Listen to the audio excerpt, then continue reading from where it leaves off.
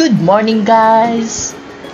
Ito pong video natin ay tungkol sa mga pahiwatig ng Pasko sa ating paligid.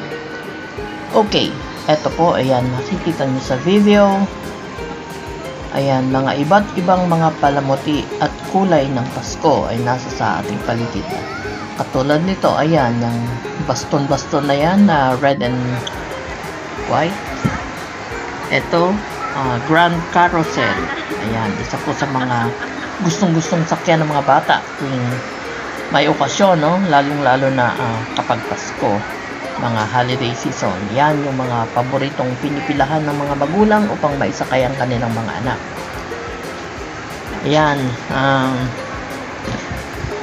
at saka yung mga matataas at matatayog na Christmas tree. Katulad din ng isang ito. Ito naman ay ang theme nila, Christmas theme nila ay gold and silver. At saka may mga bear na nasa snow. Ayan. So feel na feel talaga ang Pasko. Tapos mataas din ang Christmas tree nito. Ilang palapag yan. Parang 3 hanggang 4 na palapag. Napakataas. So talagang mafe-feel mo na Pasko, hindi pwedeng hindi mo makikita o mararamdaman na Pasko na pala.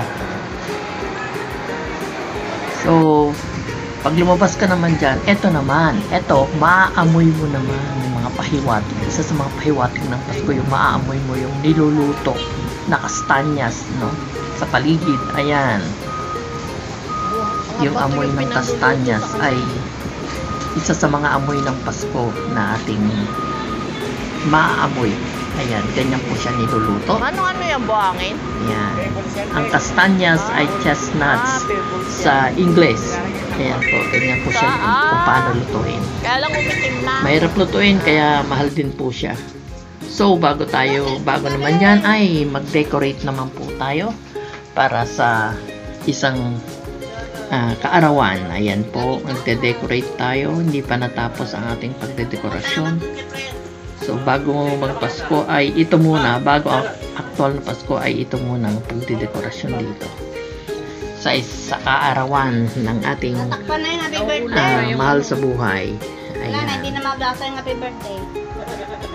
Okay guys, yan lang po. Thank you.